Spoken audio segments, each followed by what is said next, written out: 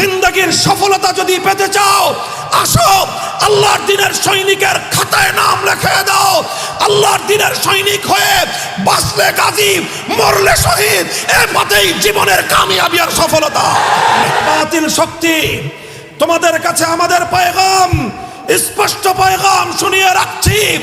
আল্লাহর দ্বীনের উপর যদি কেউ আঘাত করতে চাও, আল্লাহর কোরআনের কোন বিধানের উপর যদি কেউ আঘাত করতে চাও, আল্লাহর নবীর ইজ্জতের উপর যদি কেউ আঘাত করতে চাও, আল্লাহর দ্বীনের উপর যদি কেউ আঘাত করতে চাও, সীসা ঢালা প্রাচীরের মতো শাহাদাতের সিঁড়ি বেয়ে লক্ষ কোটি মুসলমান জীবনের রক্ত দিবে, আল্লাহর দ্বীনের এতটুকু অসম্মান বরদাস্ত করবে না। হে মুসলমান, যদি ইমানদার হয়ে থাকো, সচ্চা ইমানদার হয়ে থাকো, দল ততক্ষণ করবা যতক্ষণ দল ইসলামের বিপক্ষে না দাঁড়ায়। নেতার আনুগত্য ততক্ষণ করবা যতক্ষণ নেতার আনুগত্য নেতা ইসলামের বিপক্ষে না দাঁড়ায়। আর যদি কখনো তোমার নেতা, তোমার দল ইসলামের বিপক্ষে দাঁড়ায়, শিরকের পক্ষে দাঁড়ায়, তাওহীদের বিপক্ষে দাঁড়ায়, হে ইমানদার, তৎক্ষণাৎ দল আর নেতাকে স্পষ্ট পয়গাম দিয়ে দিবা, ঈমান বিক্রি করে রাজনীতি করতে প্রস্তুত না। আল্লাহর কোরআন থেকে প্রমাণ হয়, যেই কুলাঙ্গার আল্লাহর নবীর ইজ্জতের উপর আঘাত করবে, তাকে হত্যা করতে চাওয়ার নামই হলো ঈমান। নবীর ইজ্জতের উপর যে আঘাত করবে, আল্লাহর নবীর শানে যে গুস্তাখি করবে, যে আল্লাহর নবীকে কটাক্ষ করবে, কটূক্তি করবে, বিশ্ব সভ্যতায় সবচেয়ে জঘন্যতম অপরাধী সে। সেই অপরাধীকে খতম করার নাম হলো ঈমান। সেই অপরাধীকে যদি কেউ প্রশ্রয় দিতে চায়, সে কোনোদিনও মুসলমানদের বন্ধু হতে পারে না, বন্ধু হতে পারে না।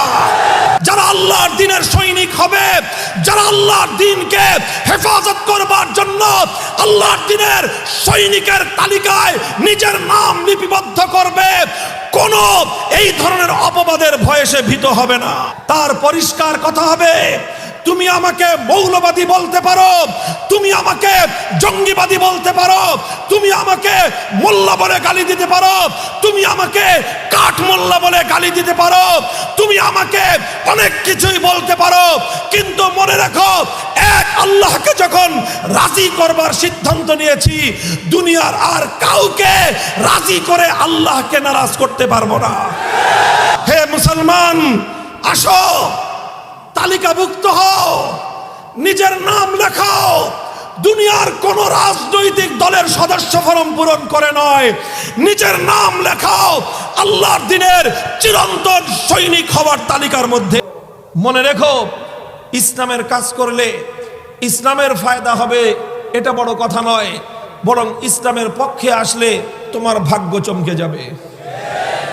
মনে রেখো, ইসলাম থেকে দূরে সরে গেলে ইসলামের ক্ষতি হয়ে যাবে, বিষয় সেটা নয়, বরং ইসলামের কাছ থেকে তুমি দূরে সরে গেলে তোমার কপাল পুড়বে।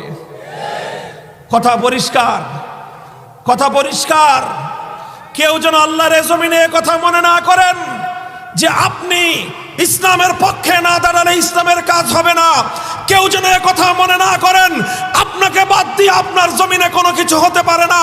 কেউ যেন কথা মনে না করেন কোন ভূখণ্ডে তাকে মাইনাস করে কোনো কিছু হতে পারে না।